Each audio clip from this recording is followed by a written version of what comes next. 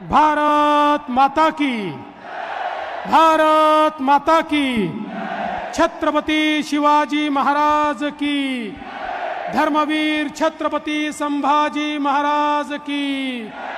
जय श्री राम, जय जय श्री राम। हिंदवी स्वराज्याचे सरसंस्थापक छत्रपती शिवरायांना मानाचा मुजरा करतो। भारतीय राज्यघटनेचे शिल्पकार भारतरत्न डॉक्टर बाबासाहेब आंबेडकर यांना मानवंदना अर्पित करतो। भगवान सिद्धेश्वर आणि रत्नेश्वराच्या चरणी नतमस्तक होतो। राष्ट्रसंत तुकडोजी महाराजांची आज जयंती आहे, त्यांनाही नमन करतो। मला आठवतं की 5 वर्षापूर्वी ज्यावेळेस या ठिकाणी आलो होतो त्यावेळी परमपूजनीय डॉक्टर शिवलिंग शिवाचार्य महाराज यांचा आशीर्वाद प्राप्त केला होता। आज ते आपल्यामध्ये नाहीत, पण त्यांचा देखील आशीर्वाद आपल्या सोबत आहेत।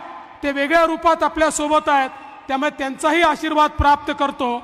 मंचावर उपस्थित असलेले सन्माननीय अशोकराव चव्हाणजी, संजय बनसोडेजी, जोगेंद्र कवाडेजी, त्याचप्रमाणे या ठिकाणी उपस्थित संभाजी भैया निलंगेकरजी, सुधाकर श्रृंगारेजी, प्रताप पाटील चिखलीकरजी, अजित गपछडेजी, रमेश कराडजी, सुधाकर भालेरावजी, बाळासाहेब पाटीलजी, आमच्या अक्का रूपाताई पाटील, विक्रम काळेजी, अर्चनाताई चाकूरकरजी, शिवाजीराव पाटील कवेकर, शैलेश लाहोटी, गोविंद केंद्रे, दिलीप देशमुख, गणेश हाके, बाबूरावजी खंडारे, देविदासजी काळे, आपले माननीय मुख्यमंत्री महोदय या ठिकाणी पोहोचले आहेत। जोरदार त्यांचं स्वागत आपण करूया। जयश्रीताई पाटील, प्रेरणाताई होनराव, किरणजी उडगे, मकरंजी सावे, मंचावरील सर्व मान्यवर। खरं म्हणजे लातूर मध्ये आजपर्यंत अनेक सभांना मी आलो, पण सर्व सभांचा रेकॉर्ड मोडणारी सभा ही आज लातूर मध्ये होते आहे। आणि मला विश्वास आहे लातूरकर सुधाकर श्रृंगारेजींच्या माध्यमातून कमळाची बटन दाबून मोदीजींना मतदान करतील आणि तिसऱ्यांदा देशाचं प्रधानमंत्री करतील। 5 मिनिटात मोदीजी या ठिकाणी पोहोचतायत। मी केवळ 1-2 गोष्टी सांगण्याकरता उभा आहे। पहिल्यांदा तर मला मोदीजींचे आभार मानायचे आहेत की आमच्या सगळ्यांच्या आग्रह खातर मोदीजींनी लातूरला कोच फॅक्टरी दिली आणि आता वंदे भारत ट्रेन ही लातूरच्या कोच फॅक्टरीमध्ये तयार होणार आहे। देशाला वंदे भारत ट्रेन आता लातूर देणार आहे, याचा आनंद आहे।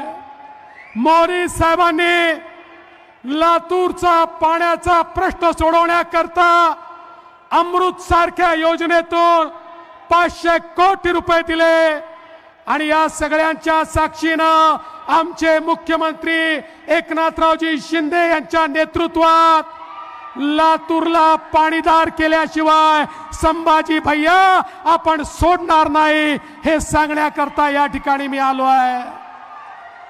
लातूर एज्युकेशन हब आहे। या एज्युकेशन हबला तुम्ही या ठिकाणी मागणी केली आहे, सेंट्रल युनिव्हर्सिटी झाली पाहिजे। ही मागणी घेऊन आपण लवकरच देशाचे प्रधानमंत्री नरेंद्र मोदीजींकडे जाऊ। तिसऱ्यांदा मोदीजी प्रधानमंत्री होतील तर लातूर करता त्यांच्याकडनं आपण ही भेट सौगात या ठिकाणी मांडू। बंधू भगिनींनो, हे सर्वसामान्यांचं सरकार आहे। आज ज्यावेळी आमचा शेतकरी अडचणीत आला, जगामध्ये मोठ्या प्रमाणात लढाई सुरू झाली, रशिया युक्रेनचं युद्ध असेल, या ठिकाणी अखाती देशाचं युद्ध असेल, शेतमालाचे भाव पडले, आमचा सोयाबीनचा शेतकरी, आमचा कापसाचा शेतकरी अडचणीत आला, भाव कमी झाले आम्ही प्रधानमंत्र्यांना भेटलो, आमच्या मुख्यमंत्र्यांच्या नेतृत्वात या ठिकाणी निर्णय घेतला। हे जे काही भावातला फरक आहे तो भावांतर योजनेच्या अंतर्गत आमच्या शेतकऱ्यांना, सोयाबीनच्या शेतकऱ्यांना, कापसाच्या शेतकऱ्यांना 4000 कोटी रुपये हे राज्य सरकारच्या वतीने देण्याचा निर्णय घेतला। आणि बंधू भगिनींनो, आचारसंहिता संपल्यानंतर सोयाबीनच्या शेतकऱ्यांच्या खात्यामध्ये भावांतराचे पैसे हे त्या ठिकाणी जमा करण्यात येतील। सोयाबीनचा शेतकरी आणि कापसाचा शेतकरी आम्ही कोणालाही अडचणीत या ठिकाणी राहू देणार नाही। ही साधी लढाई नाही आहे। देशाच्या प्रधानमंत्री पदावर कोण असेल त्याची ही लढाई आहे। अरे एकीकडे युगपुरुष असलेले, या ठिकाणी विश्वात सर्वाधिक लोकप्रिय असलेले आपले विकास पुरुष नरेंद्र मोदीजी आहेत, आणि दुसरीकडे राहुल गांधी आहेत। मोदीजींच्या नेतृत्वामध्ये बंधू भगिनींनो, आपल्या एकनाथराव शिंदे साहेबांची शिवसेना आहे, अजितदादांची राष्ट्रवादी आहे, त्या ठिकाणी रिपब्लिकन पार्टी आहे, कवाडे सरांची पिरीप आहे, त्या ठिकाणी मनसे आहे, रयत क्रांती आहे, जनसुराज्य आहे, आमच्या जानकर साहेबांची रासपा आहे। अनेक पार्ट्या एकत्रित येऊन या ठिकाणी आपली महायुती तयार झाली आहे। आणि दुसरीकडे 26 पक्षांची खिचडी आहे। पण त्या खिचडीला विचारा, तुमचा पंतप्रधान पदाचा उमेदवार कोण ते ठरवू शकत नाहीयेत। ते म्हणतात 5 वर्षात 5 पंतप्रधान ठरवू। मी म्हटलं ते कसं ठरवणार? म्हणाले ते ठरलं नाही। म्हटलं मग एक काम करा, घंटा खुर्चीचा खेळ करा, एक खुर्ची मध्ये मांडायची, त्याच्या आजूबाजूला शिरायचं, आणि घंटा बंद झाला की जो खुर्चीवर बसेल त्याला हे प्रधानमंत्री बनवणार आहेत। असा देश चालेल ज्यांच्याजवळ नेता नाही, ज्यांच्याजवळ नीती नाही, ज्यांच्याकडे नियत नाही, असे लोक देश चालवू शकतात का? अरे आपल्याकडे मोदीजींची विकासाची गाडी आहे, मोदीजींचं भक्कम इंजिन आहे, त्या इंजिनला वेगवेगळ्या पक्षाचे डबे लागले आहे। दीन दलित, गोर गरीब, आदिवासी, शेतकरी, शेतमजूर, महिला, अल्पसंख्याक, ओबीसी, भटके, विमुक्त, सगळ्यांना आपल्या ट्रेन मध्ये जागा आहे। या विकासाच्या गाडीमध्ये सबका साथ सबका विकास म्हणत आपण पुढे जातोय।